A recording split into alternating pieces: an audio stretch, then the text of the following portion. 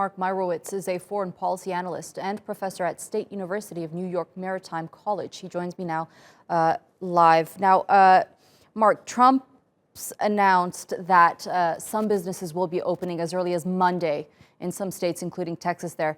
We know beaches have opened up as well. Looking at the overall situation in the U.S., how worried should we be about getting the economy up and running at this stage? Well, to sort of segue from the report you just had about the protesters in the different states, I think it's important to put this in perspective. In a crisis like this, you will see people come out of the woodwork. And notice that many of the protesters are not wearing masks or gloves, are not protecting themselves. This is not representative of the mass of the population here, which is listening carefully to their governors. I want to emphasize that, and to their mayors. I'm a New Yorker. I'm temporarily now. We went to New Jersey. The governors in New York and New Jersey are giving the guidelines on stay at home, whether things should open up.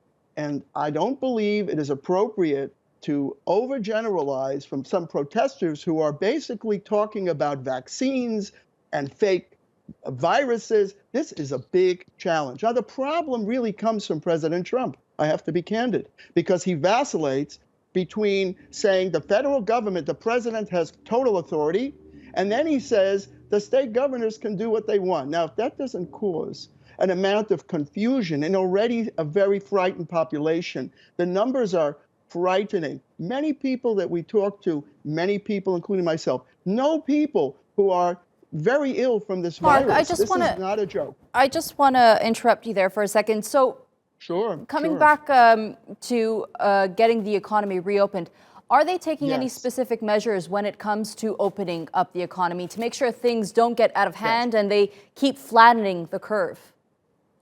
Well, you know, when you say flattening the curve, the bottom line is science. Now, by stay at home and by social distancing and all of these requirements, the states have been able to, quote, flatten the curve. For example, in New York, we believe the curve is flattening. But the point that we're being warned about is that if you quickly reopen the economy and allow people, we just saw this in Florida. You mentioned Florida, where the beach is open for swimming, but not for sunbathing.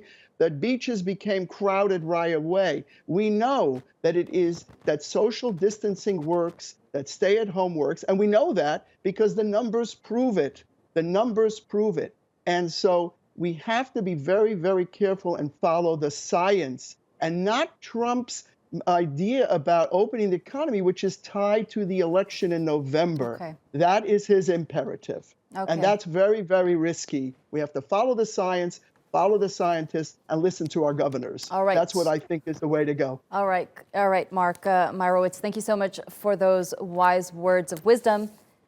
Thank you.